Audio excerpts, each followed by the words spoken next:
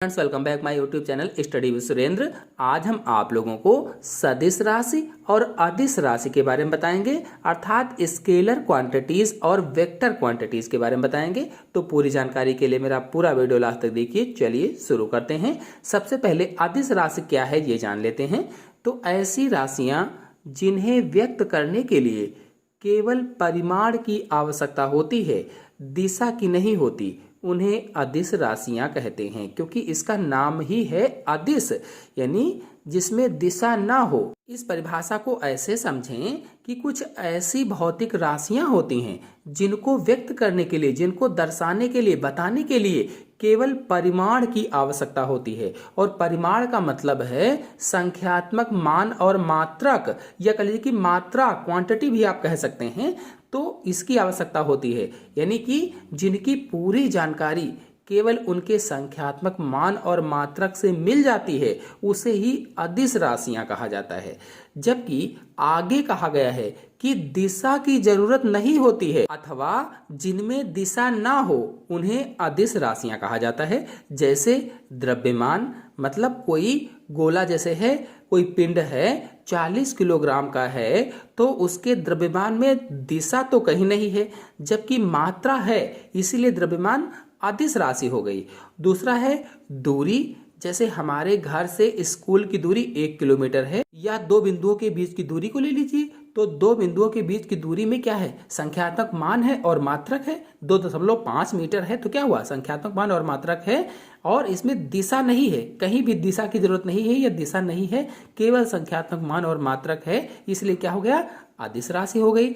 Next उदाहरण को अगर देखा जाए तो समय है। जैसे मेरे पास 2 घंटे का समय है, तो इसमें दिशा की कोई जरूरत नहीं है, दिशा नहीं है। अगला है जैसे चाल, आयतन, दाब, कार्य, ऊर्जा, शक्ति अथवा सामर्थ्य कह सकते हैं आप, पावर जिसको कहा जाता है, ताप, घनत्व, विद्युत आवेश, विद्युत विभव, विद्युत धारा, प्रतिरोध, ये सब क्या हैं, ये सब अदिश राशियां होती हैं जिनमें परिमाण की आवश्यकता होती है, दिशा की जरूरत नहीं होती है। मतलब ये सभी ऐसी राशियां हैं जिनका केवल परिमाण या मैग्नीट्यूड होता है, उनमें कोई भी दिशा या डायरेक्शन की जरूरत नहीं होती है, उसे ही अदिश राशियां कहा जाता है। आते हैं दूसरे पर, सदिश राशियों पर, यानी वेक्टर क्वांटिटीज पर।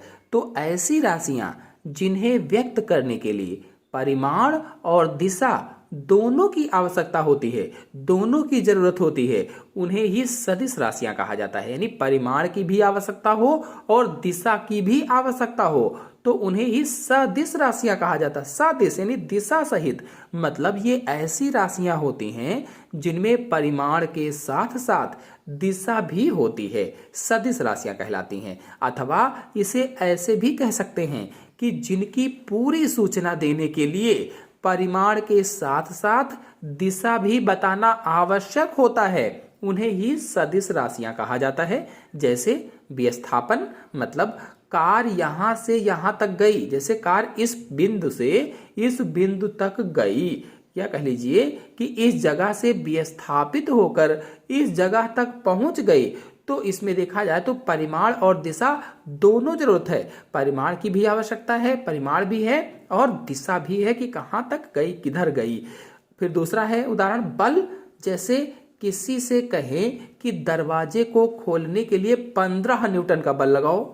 बल में, जैसे बल के उदाहरण में किसी से कहा जाए, किसी व्यक्ति से कि दरवाजे को खोलो 15 न्यूटन का बल लगा करके, तो वो सोचेगा कि किस तरफ बल लगाऊं, मतलब उसे ये नहीं पता है कि किस दिशा में बल लगाना है। अब जैसे ही हम उससे कहते हैं कि दरवाजे को खोलने के लिए 15 न्यूटन का बल भीतर की तरफ लगाओ या बाहर की तरफ लगाओ, तो वो पूरी तरह से हमारी बात को समझ जाता है। इसका मतलब ये बल क्या हुआ, सदिश राशि हुई, क्योंकि इसमें दिशा और परिमाण दोनों की आवश्यकता होती है, मतलब इनमें परिमाण और दिशा दोनों की जरूरत पड़ती है, तो ये सदिश राशियां हो जाती हैं। इसी तरह से अन्य उदाहरणों में जैसे वेग है, संवेग है, त्वरण है, आवेग है, ये सब क्या हैं, सदिश राशियों के उदाहरण होते हैं, या एग्जाम्पल ऑफ वेक्टर क्वांटिटीज होती हैं।